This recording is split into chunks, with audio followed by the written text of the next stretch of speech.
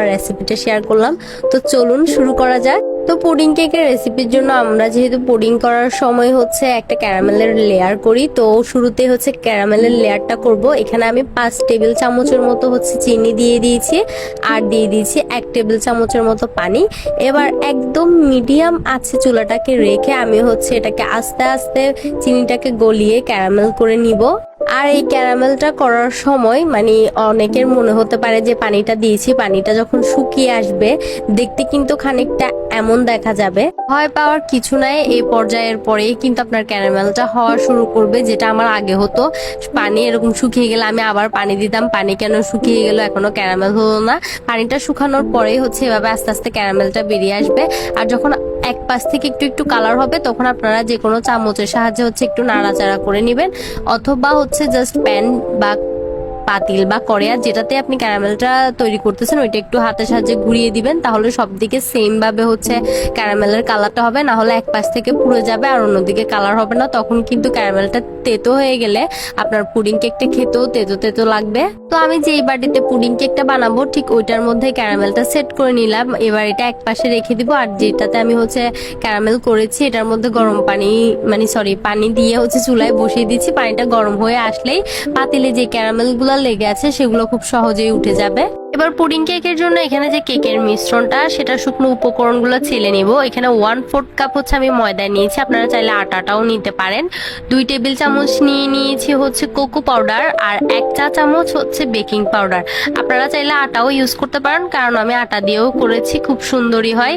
মানে ময়দা বা আটার জন্য তেমন কোনো ডিফারেন্ট আমি দেখিনি। তো এখানে হচ্ছে আমি চালার পরে শেষের যেই একটুখানি হচ্ছে দানা দানা এগুলো ছিল ওগুলো ফেলে দিছি। এবার মিক্সড করে নিচ্ছিলাম, যেহেতু ভালো করে মিক্সড হয় না আমি হচ্ছে দ্বিতীয়বার আবার চেলে নিচ্ছি। পুডিং কেক বানানোর সময় বা এমনিতেও কেক বানানোর সময় সব সময় হচ্ছে শুকনো যে উপকরণগুলো সেগুলো হচ্ছে আগে থেকেই চেলে এক সাইডে সাইড করে রাখবেন। এরপরে হচ্ছে আপনাদের বাকি যে লিকুইড উপকরণগুলো সেগুলো হচ্ছে একসাথে মিক্সড করবেন, তাহলে বেশি সুবিধা হয়।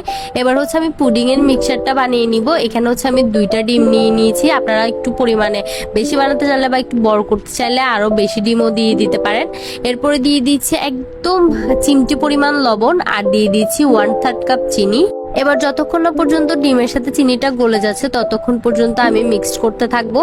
এবার দিয়ে দিব হচ্ছে 1 কাপ দুধ। 1 কাপ দুধ থেকে আমি হচ্ছে 1.5 টেবিল চামচ দুধ রেখে দিছি। কেন রেখে দিছি সেটাও বলতেছি।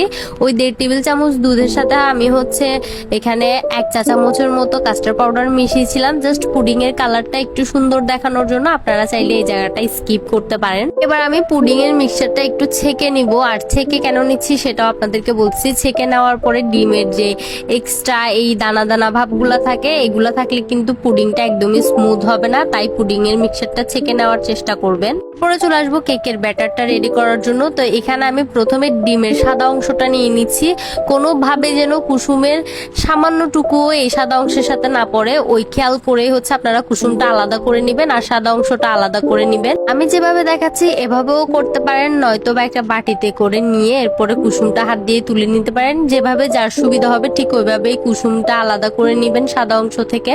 কাঁচা ডিমের মধ্যে এরকম কিছু সাদা অংশ থাকে, তো আমি সবসময় ডিম ভাঙলে আমার চোখে পড়লে আমি ওগুলো ফেলে দিই নিয়ে। এবার হচ্ছে এই সাদা অংশটাকে হ্যান্ড উইক্সের সাহায্যে এক সাইডে ঘুরিয়ে, আপনি যদি ডান পাশ থেকে ঘুরান আপনার পুরো প্রসেসিংটা ডান পাশ থেকে ঘুরিয়ে ঘুরিয়ে করতে হবে, এলোমেলো ভাবে ঘোরানো যাবে না। এই জিনিসটা একদমই মাথায় রাখবে। এলোমেলো ভাবে ঘোরালে কিন্তু আপনার ফোমি ভাবটা নষ্ট হয়ে যাবে, তখন কিন্তু কেকের যেই ব্যাটারটা সেটা ফোমি হবে না, হালকা হবে না, পুডিং এর মিক্সচারের সাথে মিশে যাবে। তা যখন হালকা ফোমি হয়ে আসছে তখন কিন্তু আমি 1/3 কাপ চিনি 3 বারে মিক্স করছি। প্রথমে অল্প একটু দিয়ে দিছি, মিক্সড করছি, এরপরে আবার একটু দিয়ে দিলাম, মিক্সড করলাম, এরপরে আবার দিয়ে দিলাম। আমি হচ্ছে 3 বারে চিনিটা মিক্সড করেছি। এভাবে মিক্স করতে করতে যখন চিনিটা গলে আসবে, মানে চিনিটা একেবারে ফোমি হয়ে যাবে, ফোমের সাথে মিশে যাবে, তখন ওই যে 2টা ডিমের কুসুম আমরা আলাদা করে রেখেছিলাম সেই 2টা দিয়ে দিব।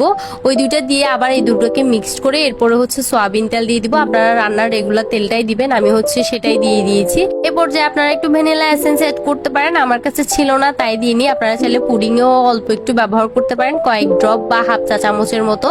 এইবার হচ্ছে যে শুকনো উপকরণটা ছিল সেটা ওই যে চিনিটা যেভাবে 3 বারে দিয়ে আমি মিক্সড করেছি, ঠিক সেভাবে 3 বারে দিয়েই হচ্ছে মিক্সড করে নিতে হবে। আর ঠিক যেভাবে আমি দেখাচ্ছি খুবই আলতো হাতে হচ্ছে আপনাকে দিয়ে দিয়ে মিক্সড করতে হবে। আমি কিন্তু ভিডিও অনেক ফাস্ট করে দিই, জাস্ট এখানে বোঝানোর জন্য। আমি দেখেন কতটুকু স্লোলি করতেছি। আর যেটা বলেছি সেটা খেয়াল রাখবেন, এক পাশ থেকে আপনাকে ঘোরাতে হবে। যদি আপনি ডান পাশ থেকে করেন তাহলে ডান পাশ থেকে ঘুরিয়ে আপনার পুরো মানে বানানোর প্রসেসিংটা শেষ করতে হবে। যদি বাম পাশ থেকে ঘুরান তাহলে বাম পাশ থেকে ঘুরিয়ে করতে হবে। মানে পুরোটা প্রসেসিং আপনার এক পাশ থেকে ঘুরিয়ে করতে হবে, তাহলে হচ্ছে আপনার ফোমিটা নষ্ট হবে না আর খুবই সুন্দর হবে কেকের ব্যাটারটা। তো এদিকে হচ্ছে খুবই স্লোলি আস্তে আস্তে হচ্ছে আপনার শুকনো উপকরণগুলো মিক্স করে নেবেন, ঘুরিয়ে এনে মাঝখানে একটা দাগ টানবেন। কারণ অনেক সময় হয় কি, মাঝখানে আপনারা যেই পাউডার ইয়েগুলো দেন ওগুলো জমে থাকে, মিক্সড হয় না। তো মাঝখানে একবার দাগ কেটে এভাবে ঘুরিয়ে ঘুরিয়ে নিলে কিন্তু খুব সুন্দরভাবে ফোমি ভাবটার সাথে ওই শুকনো উপকরণগুলো খুব সুন্দর করে হচ্ছে মিক্সড হয়ে যাবে। আসলে আগে আমার যেটা মনে হতো যে ইলেকট্রিক বিটার ছাড়া পুডিং কেক বানানো একদমই পসিবল না। আমার কিন্তু খুব আগে থেকে এটা করার ইচ্ছে ছিল, বাট ইলেকট্রিক বিটার ছিল না বিদায় আমি কখনো ট্রাই করিনি, ভয়ে যে অনেকগুলো জিনিস নষ্ট হয়ে যাবে। তারপরে একদিন হ্যান্ড উইক্স দিয়ে হচ্ছে আমি ট্রাই করি সাহস করে, তো দেখলাম যে পারফেক্ট হয়েছে। এরপর থেকেই মাশাআল্লাহ এটা হচ্ছে আমি বাসায় বানাই আর সবাই অনেক পছন্দও করে। তো এদিকে হচ্ছে আমার কেকের ব্যাটারটা হচ্ছে মিশানো শেষ। এবার হচ্ছে আমি যে ক্যারামেল সেট করেছিলাম বাটিটাতে, ওই বাটিটাতে হচ্ছে আগে পুডিং এর মিক্সচারটা ঢেলে দিয়েছি, এবার দিয়ে দিব হচ্ছে কেকের ব্যাটারটা। দেখেন কতটুকু পারফেক্ট হয়েছে, যার কারণে হচ্ছে পুডিং এর মিক্সচারের সাথে এটা মিশে যাচ্ছে না, উপরে ভেসে আছে। এটা এতটাই লাইট হয়েছে যে এটার সাথে মানে নিচেও ডুবে যাচ্ছে না, এটার সাথে মিশেও যাচ্ছে না, উপরে জাস্ট ভেসে আছে। তো আপনারা ভয় পাওয়ার কিছু নেই, আমি যেভাবে বলেছি এক পাশ থেকে ঘুরিয়ে ঘুরিয়ে পুরো প্রসেসিংটা করবেন, তাহলে দেখবেন খুব সুন্দর হচ্ছে পুডিং কেকটা হয়ে যাবে আপনাদের বাসায়। তো এদিকে আমি আগে থেকেই একটা পাতিলে হচ্ছে পানি গরম করে নিয়েছি, তার মধ্যে দিয়ে দিলাম একটা স্ট্যান্ড। এবার হচ্ছে এই স্ট্যান্ডটার উপরে আমি বাটিটা বসিয়ে দিব, বসিয়ে দিয়ে আমি এই বাটিটার ঢাকনাও দিয়ে দিব, প্লাস উপরে এই পাতিলটার একটা ঢাকনা দিয়ে দিব। এবার হচ্ছে এটাকে ঘড়ি ধরে আমি 30 মিনিটের মতো হচ্ছে আমি ভাপিয়ে নিয়েছি। আপনারা 30-40 মিনিট ভাপিয়ে নিলেই চলবে, এর বেশি করা লাগবে না। দেখেন একদমই হচ্ছে ভিতর থেকে কাঠিটা ক্লিন বের হয়েছে, তার মানে পুরোপুরি ভাবে হয়ে গেছে। এবার হচ্ছে আমি নামিয়ে একটা ওই সেম পাতিল থেকে গরম পানিগুলো ফেলে দিয়ে ঠান্ডা পানি নিয়ে হচ্ছে আমি কিছুক্ষণ বসিয়ে রাখবো। তো যখন ঠান্ডা হয়ে আসবে বাটিটা, এরপরে হচ্ছে আমি ফ্রিজে রেখে দিব। তারপরে হচ্ছে ফ্রিজে 2-3 ঘন্টা রাখার পরে আমি হচ্ছে মোল্ড আউট করে নিচ্ছিলাম। ফ্রিজে যদি আপনারা 6 থেকে 7 ঘন্টা রাখতে পারেন তাহলে বেশি ভালো হয়। এরপরে মোল্ড আউট করলে তাহলে হচ্ছে ক্যারামেলটা একদম গলে যায়, তখন হচ্ছে আপনার কেকটা ক্যারামেল দিয়ে ভিজলে বেশি ভালো লাগে আর কি খেতে। আর যারা মিষ্টি পছন্দ করেন ডেজার্ট হিসেবে, তাদের জন্য এই জিনিসটা খুবই হচ্ছে মজার একটা ডেজার্ট হবে। তো আমি হচ্ছে বের করে নিচ্ছিলাম আর কি। আমাদের বাসায় এই পুডিং কেকটা সবাই পছন্দ করে, কিন্তু মিষ্টি কম খেলেও তাদের এই জিনিসটা ভালো লাগে তাই খায়। কিন্তু আমার একটা আফসোস যে আমার ছেলেকে খাওয়াতে পারি না। কিন্তু আপুদের রিকোয়েস্টে এবার পুডিং কেকটা বানানোর পরে গতকালকে কিন্তু আমার ছেলে নিজে খুঁজে তারপরে আমার কাছ থেকে খাইছে পুডিং কেকটা। বললো যে আম্মু আমাকেও একটু দাও পুডিং কেক, দিয়েছি। মাশাল্লাহ পুরো পিসটাই হচ্ছে আমার ছেলে খেয়েছে। এই যে আপনাদেরকে দেখাচ্ছি, আমি যদি আরো কিছুক্ষণ রাখতাম তাহলে এই ক্যারামেল গুলাও গলতো আর কেকের সাথে মিক্সড হলে কিন্তু কেকটা একদম সফট হয়ে যেত, তখন খেতে কিন্তু আরো বেশি মজা লাগতো। তো আমি আমার আপুদেরকে দেখানোর জন্য দ্রুত হচ্ছে বের করে ফেলেছিলাম। আমি যদি জানতাম আমি গতকাল ভিডিও আপলোড দিব না আজকে দিব, তাহলে হয়তো বা আমি আজকেই বের করতাম। তো যাই হোক, আসলে এই অবস্থায়ও কিন্তু খুবই মজা লাগে।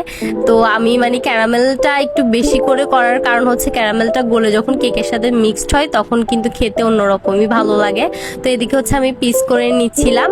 তো আমাদের হচ্ছে মানে যেহেতু বাসায় খাওয়ার জন্যই বানাইছি, একটু বড় বড় করেই পিস করলাম। এরপরে হচ্ছে আমার ভাইকে খেতে দিয়ে দিই, আর আপনাদের সবার সাথে তো রেসিপিটা শেয়ার করে দিলাম। যারা যারা চেয়েছিলেন অবশ্যই বেশি বেশি শেয়ার করে দিবেন যদি ভালো লাগে। আর যে আপুরা হচ্ছে আমার রেসিপিটা দেখার পরে ট্রাই করবেন অবশ্যই আমার কমেন্ট বক্সে এসে জানাবেন। আর আজকের ভিডিওটা এই পর্যন্তই রাখছি, ভালো লাগলে অবশ্যই লাইক কমেন্ট করে দিবেন আর অবশ্যই শেয়ার করে দিবেন। সবাই ভালো থাকবেন, সুস্থ থাকবেন, আল্লাহ হাফেজ।